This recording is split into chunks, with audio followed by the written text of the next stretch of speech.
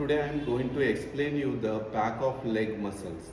Back of leg muscles we call as that is a calf muscle, and back of thigh muscles we are going to call as a hamstring muscle.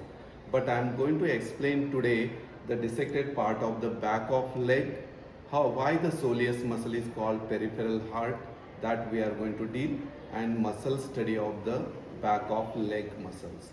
So here you can see the muscles of the back of leg 1.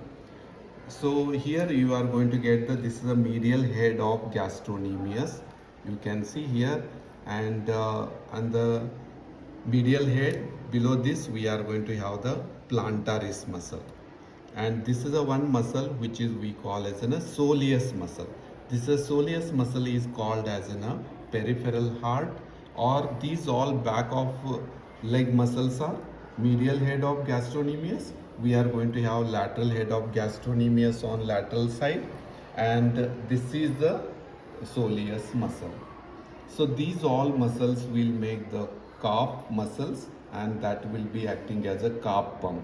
Or next we are going to call as a soleus muscle as a peripheral heart. This appearance will be the sole-like, so that it is called in a soleus as a peripheral heart, and it appearance sole-like, soleus is named.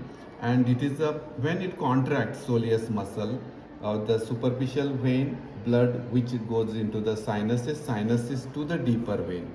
When relaxes this soleus, that is the blood from the superficial vein collected in the sinus. So that is like a function of the heart. So the soleus is called as a peripheral heart. So medial compartment of leg muscles, we are going to have, these are the muscles of the medial compartment of leg. You can see here two muscle, tibialis anterior, tibialis posterior muscle this, and we have that is a flexure digitorum longus.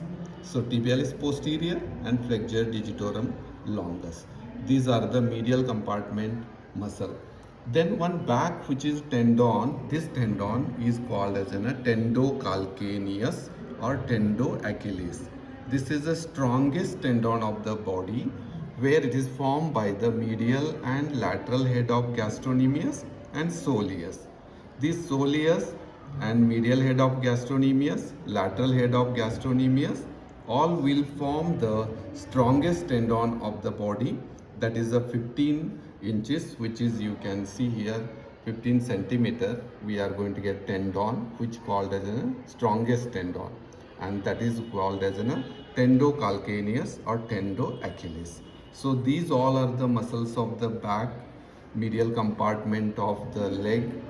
Then we are going to have the strongest tendon, tendocalcaneus. So this is a part where you can see this is a one vein, a great saphenous vein, which is running its course from the passing to the in front of the medial malleolus and the medial border of the leg, and it is going into the behind the knee and inclines forward to open into that is the femoral vein. So this is the course of the we can see the course of the great saphenous vein. This is used for the grafting, venous grafting, where the bypass surgeries usually in olden days use, that is the great saphenous vein. So this is all about we have the short saphenous on the back of the leg, which we are going to see. So this will give you the idea of the dissection of the leg, anterior compartment, medial compartment, back of the leg muscles called as a calf muscles, and those important muscle, gastrocnemius muscle and soleus muscle. So soleus, why it is called peripheral heart, I have already explained to you.